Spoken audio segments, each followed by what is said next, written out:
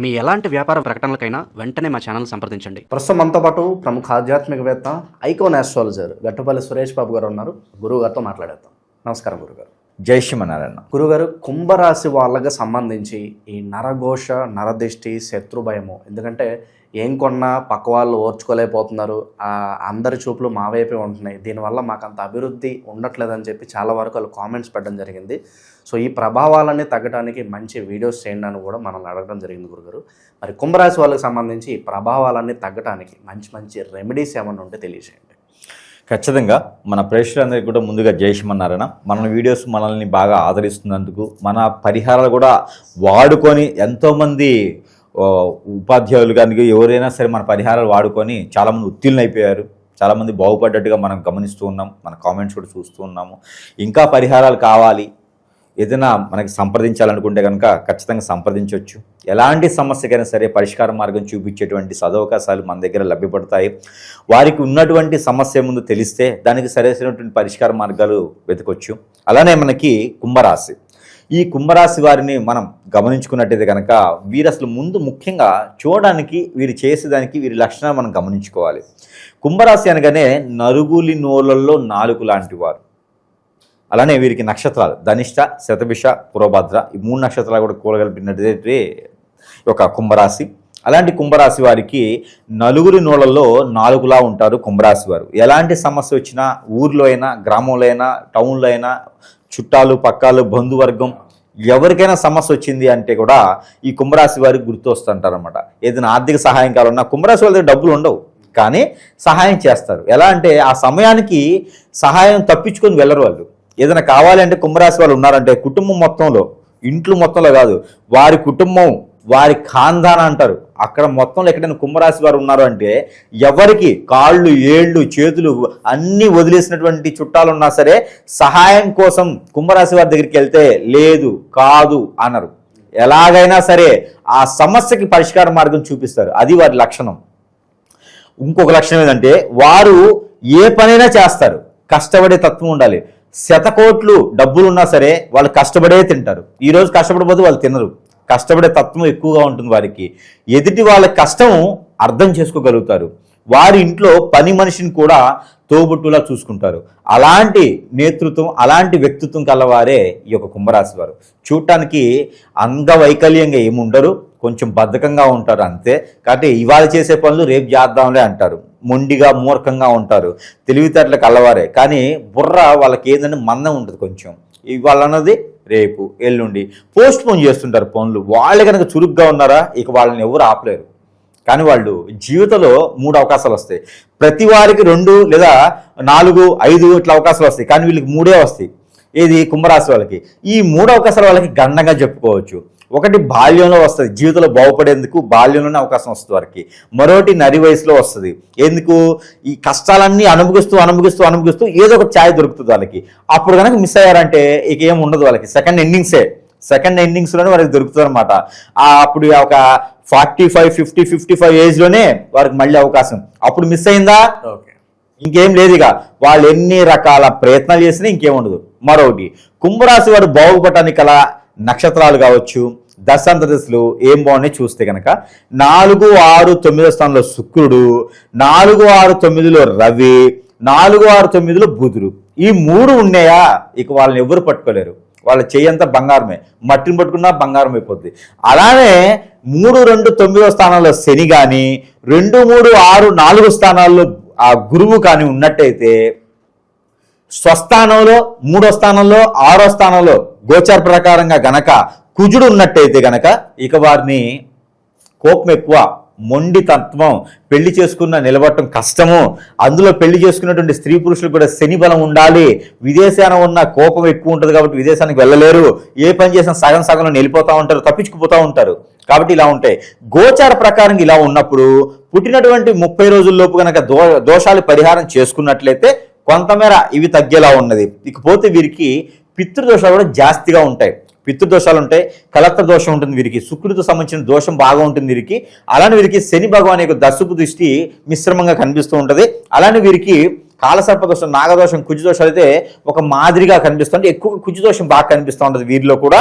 పెళ్లి చేసుకోవడం లేటుగా ఉంటుంది, లేదా చిన్న మ్యారేజ్లోనే పెళ్లి అయిపోద్ది. 18 ఏళ్ళు రాగానే పెళ్లి చేసేస్తారు, కష్టాలకు ఇంకో కష్టం అని చెప్పేసి అని. అలా కాదు అనుకుంటే కనుక 36 సంవత్సరాల తర్వాత వీరికి పెళ్లి ఉంటుంది.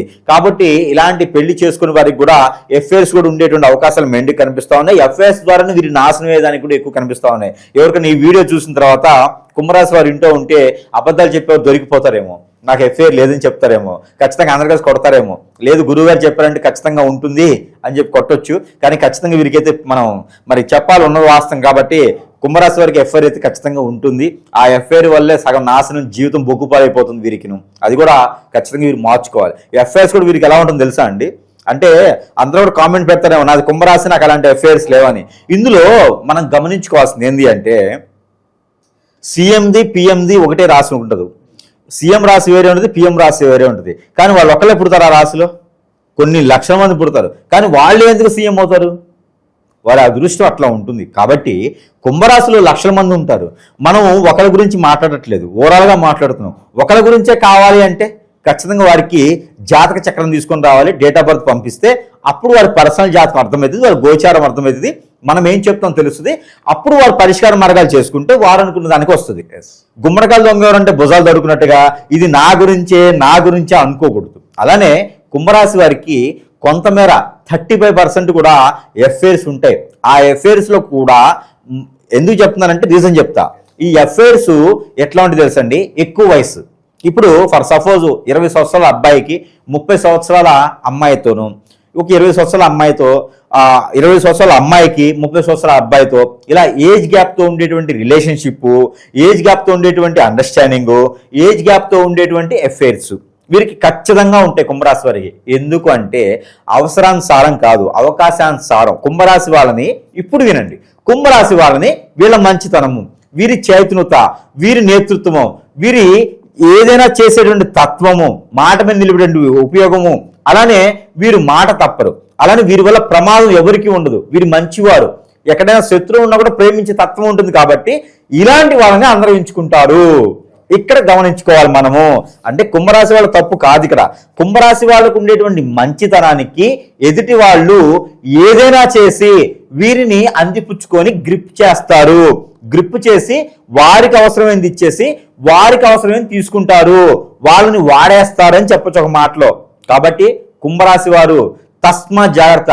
ఇదే తెలివితేటలు, ఇదే ఆలోచన లోకాలకి లేదా మన రాష్ట్రానికి, దేశానికి ఏదైనా చేస్తే ఖచ్చితంగా దేశం ఆర్థిక సంక్షోభం నుంచి బయటపడుతుంది. అంత నాలెడ్జ్ ఉంటుంది కుంభరాశి వాళ్ళ దగ్గర. కేవలం బద్దకం అనుకుంటాం కానీ కూర్చుని దగ్గర కోట్లు సంపాదించిన నాలెడ్జ్ ఉంటుంది వాళ్ళ దగ్గర. మామూలు వ్యక్తులు కానే కాదు కుంభరాశి వారు. ఒక్కరు కుంభరాశి వారు సరిగా ఉన్నారంటే అక్కడ ఉన్న వ్యవస్థ మొత్తాన్ని కాపాడేస్తాడు. కాబట్టి అలాంటి అనుభవం లాంటి వాళ్ళు కుంభరాశి వాళ్ళు. కాబట్టి అలాంటి కుంభరాశి వాళ్ళకి కూడా నరదిష్టి, నరఘోష, శత్రుభయం, శత్రుపేర, ఆర్థిక సమస్యలు, ఆరోగ్య సమస్యలు, అలానే కాకుండా మానవ గ్రహాలను ఉంటాయి. ఇవేం చేస్తాయంటే వారి మీద చెడు వ్యసనంతో, వారి మీద మంచితనం ఉండేటువంటి కుంభరాశి వాళ్ళ మీద వారికి ఉండే మంచితనం కావచ్చు, వారికి ఉండేటువంటి మంచి విషయాలు కావచ్చు, ఆలోచన కావచ్చు, సహాయం చేసే గుణం కావచ్చు, ఇవన్నీ కూడా గమనించుకొని పేరు, ప్రఖ్యాత, హోదా, డబ్బు, పలుకుబడి అన్నీ వస్తాయి వీరికి. ఎందుకంటే నలుగురు నాలుగులా ఉంటారు కాబట్టి ఇది తట్టుకోలేక సోదరి భావంతో ఉన్నవారు, సోదరుడు భావంతో ఉన్నవారు, ఇంట్లో పెద్దలు, చుట్టాలు, బంధువులు, మేనమావులు, మేనత్తులు, ఇలాంటి బాబాయి, పిన్ని, చిన్నమ్మ, అమ్మమ్మల, తాతయ్యలు, ఇలానే రివర్స్ లవింగ్లీ కాదు, ఇలాంటి వారు బంధువర్గంలోనే శత్రువులు ఉంటారు. కుంభరాశి వారికి తస్మా జాగ్రత్తగా ఉండాలి. వీరు గ్రహించుకోలేరు, ఎందుకంటే వీరికి ఉన్న మంచితనం కదా, వీరు గ్రహించుకోలేరు. కాబట్టి ఇక్కడ ఒకటి చెప్తున్నా ఉన్న విషయంగా, చివరికి భార్యాభర్తలు కూడా శత్రువులుగా మారతారు. కుంభరాశి వారి దరిద్రం అది. ఎందుకంటే వారికి ఉన్న మంచితనం. ఇప్పుడు నలుగురు వచ్చేసి కొట్టేసి వెళ్తారు, సాయంత్రానికి ఆ నలుగురు వచ్చేసి మామ తప్పు అయిపోయింది మామ కానీ, అరే సరే పోనీలేరా, నీ కోపం మీద ఏదో అయిపోయింది కదా, అంత ఈజీగా ఒప్పుకుంటారు వీళ్ళు. శత్రుత్వం ఉన్నా కూడా వారికి ఏదో మళ్ళీ చేయాలని అనుకోరు వీళ్ళు. అలాంటి కుంభరాశి కదా. కాబట్టి వీరి మీద చెడు క్రియలు ఏమైనా చేయించవచ్చు. వీరు ఎదక్కొని చేస్తారు, అష్టదిబ్బందులు పాలు చేసేస్తారు. ఇక ఏ పని చేద్దామో ముందుకు వెళ్ళరు. దరిద్రం నెత్తి కూర్చుని ముందుకు వెళ్తారు. ఇక ఫేస్లో ఎక్స్ప్రెషన్ తెలుస్తూ ఉంటుంది. వీరికి దరిద్రం ఉందని చెప్పేయచ్చు, ఎవరైనా ఇట్టే చెప్పేస్తారు. అందుకని వీళ్ళకి పరిహార మార్గాలు కూడా చేసుకోవాలి ఖచ్చితంగాను.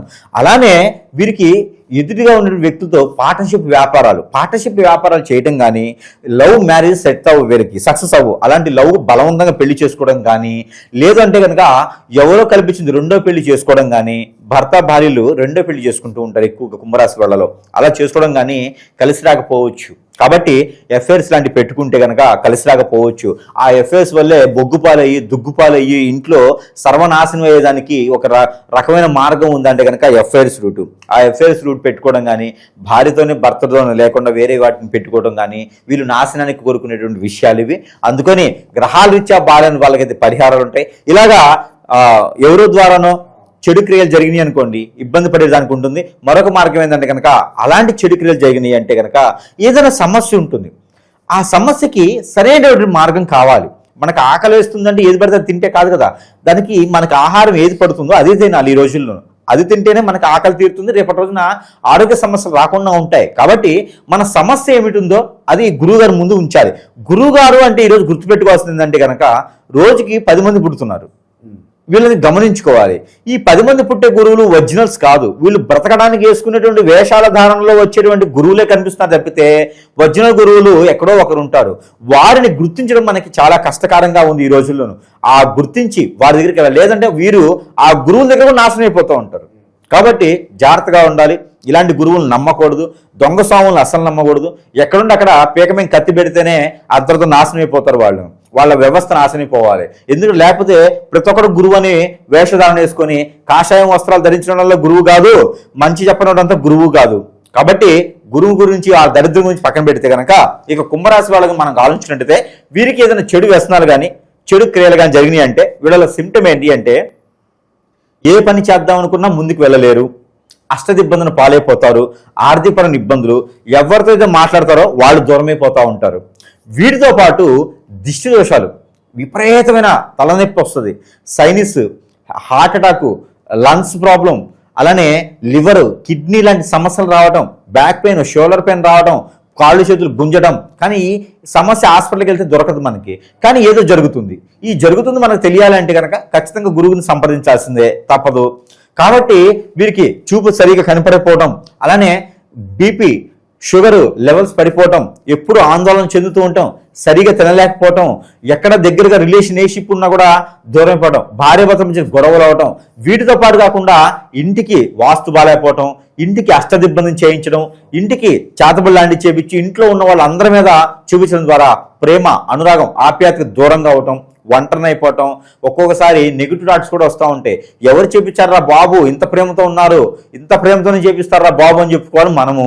కాబట్టి వీరు ఆలోచన చివరికి ఒంటరిగా ఉండిపోవాలి, నేను ఒక రూమ్లో ఉండాలి అని. ఇప్పుడు మనకి నరసింహ సినిమాలో ఆమె పేరేంటి, రమ్యకృష్ణ ఉంటుంది, నీలాంబరి రూమ్లో 18 సంవత్సరాల పాటు 20 సంవత్సరాల పాటు ఒకే రూమ్లో ఉంటుంది అనమాట.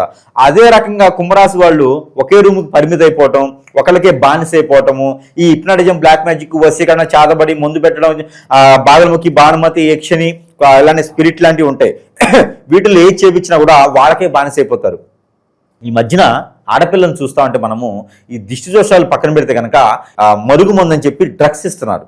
ఈ డ్రగ్స్ తినడం వల్ల ఈ ఆడపిల్లలు ఇంట్లో వాళ్ళని పట్టించుకోకుండా ఇంట్లో వాళ్ళని ఇబ్బంది పెడుతూ, తల్లిదండ్రులను ఇబ్బంది పెడుతూ, తల్లిదండ్రులు ఏం చేయాలో అర్థం కాక పొరుగు, ప్రఖ్యాత, హోదా పోతుందని బాధతో ఈ ప్రేమతో పెంచుకున్నటువంటి పిల్లల్ని ఎవరో వచ్చి ఏదో సంఘాలు కొన్ని ఏర్పడ్డాయి. ఆ సంఘాల వాళ్ళు హిందూ ఆడపిల్లల్ని, ముస్లిం ఆడపిల్లల్ని కాదు, ఎన్నో రకాల సంఘాల ఆడపిల్లల్ని తీసుకెళ్ళిపోయి వాళ్ళ అవసరాల సారం వాడుకొని ఆడపిల్లలు అమ్మడమా, పాటలు అమ్ముకోవడమా, అవయవాలు అమ్ముకోవడమా, వాళ్ళని డ్రగ్స్కి బానిసం చేసి రోడ్డు మీద వేస్తూ ఉన్నారు.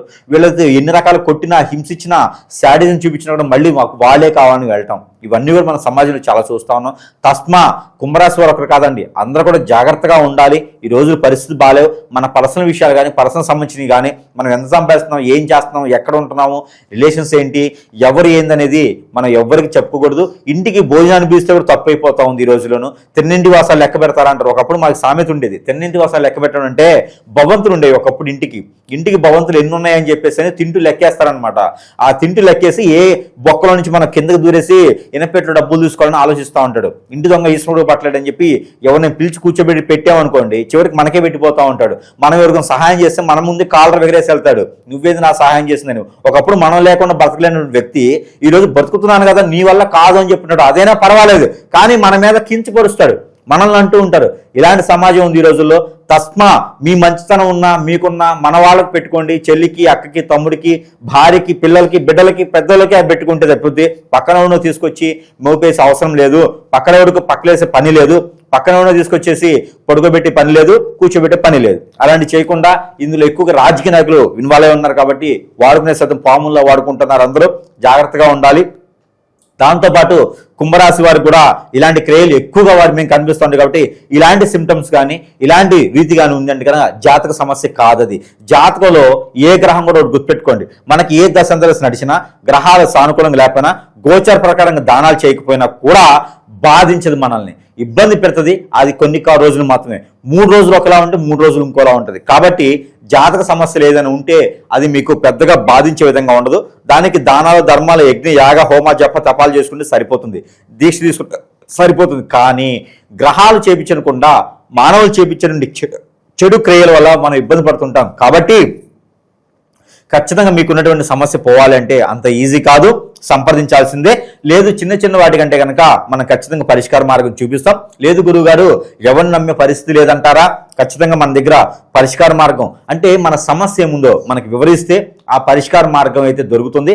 తస్మా ఇంకొకసారి చెప్తా ఉన్నా, కాలేజీ స్టూడెంట్స్ కానీ పిల్లలు కానీ పెద్దలు కానీ అవగాహన పెద్దవాళ్ళని అడిగి తీసుకోండి, గురువుల దగ్గర బోధన తీసుకోండి. ఎవరికైనా చెడిపోయే తత్వానికి కానీ ఫ్రెండ్షిప్ ఎక్కువ చేయడం కానీ చెడు వ్యసనాలకు బానిసవడం కానీ వెళ్ళకండి. దానివల్ల మీ జీవితం చాలా గొప్పది, పెద్దది. రేపటి రోజున ప్రపంచానికి ఏదైనా మీరు నెంబర్ 1 పొజిషన్లో మీరు ఒక గిన్నిస్ బుక్ స్థాయికి వెళ్ళొచ్చు. ఇలాంటి ఎఫ్ఐఎస్ ద్వారానో అట్రాక్షన్ ద్వారానో బలైపోతూ ఉంటే కనుక ఖచ్చితంగా మీ జీవితం అక్కడే ఆగిపోతుంది. కాబట్టి చిన్న జీవితం పెద్దగా చూసుకోవాలి, అంతేగాని లేదా ఒక స్టాచ్యూగానే అవ్వాలి కాదు తప్పితే ఆర్చిలా అవ్వకూడదు. ఆర్చిలా ఉంటే ద్వారబంధం, అది అవసరం లేదు. స్టాచ్యూలా ఉండాలి ఎప్పుడు కూడా. కాబట్టి మనం ప్రతి ఒక్కరు కూడా కుంభరాశి వారు, కుంభరాశిలో పుట్టినవారు రేపటి రోజున ఈ రోజు పిల్లలే రేపటి పౌరులు. కాబట్టి అందరూ కూడా దేశానికి సంబంధించి చేయలేకపోయినా మన కుటుంబం కాపాడుకుంటే సరిపోతుంది. 7 తరాలు అంటారు, ఆ 7 తరాలు లేకపోయినా మన తరమైన బాగా చూసుకోవాలి తప్పితే ఇలాంటి వ్యసనాలకు వెళ్ళకూడదు. అలా ఉంది ఏదో తప్పుతాయిగా ఉండేసి నేను మంచివాడిని నాకు తెలియకుండా లాగేశారండి అంటారా? వాళ్ళకి పరిష్కార మార్గం మన ద్వారా చేద్దాం. ఖచ్చితంగా ముందు అలవాటు ఉన్నా, సిగరెట్ అలవాటు ఉన్నా, పేకట్ అలవాటు ఉన్నా, బెట్టింగ్లు అలవాటు ఉన్నా, అమ్మాయి అఫేర్ ఉన్నా, అబ్బాయి అఫేర్ ఉన్నా, పెళ్ళయ్య అఫేర్లు ఉన్నా, పిల్లలు పుట్టకపోయినా ఎలాంటి సమస్యకైనా పరిష్కార మార్గం అనేది ఖచ్చితంగా మనం చూపించడానికే ఉన్నాం. కాబట్టి ఎవరు కూడా భయపడే అవసరం లేదు, బాధపడే అవసరం లేదు. దొంగ స్వాముల దగ్గరికి వెళ్ళి బలయ్యే పని లేదు, హాస్పిటల్కి వెళ్ళి బలయ్యే పని లేదు. ఖచ్చితంగా సంప్రదించండి, పరిష్కార మార్గం చూపిస్తూ ఉంటాం. ఇంకపోతే ఈ కుంభరాశిలో పుట్టినటువంటి పిల్లలు కాదండి, ఇక్కడ బాగా గుర్తుపెట్టుకునే విషయం, కుంభరాశిలో ఉన్నటువంటి పేరెంట్స్ ఎవరైతే ఉన్నారో వారి పుట్టేటువంటి పిల్లలతో కూడా జాగ్రత్తగా ఉండాలి. వాళ్ళ పిల్లలకి చైతన్యం ఎక్కువ ఉంటుంది, నాగరికత ఎక్కువ ఉంటుంది, తెలివితేటలు ఎక్కువ ఉంటాయి. దాంతోపాటు చెడిపోయే తత్వం కూడా వేరే వాళ్ళ ద్వారా ఏర్పడిద్ది. కుంభరాశిలో పుట్టినటువంటి పిల్లలు కాదండి, కుంభరాశిలో పుట్టిన పేరెంట్స్కి ఇది.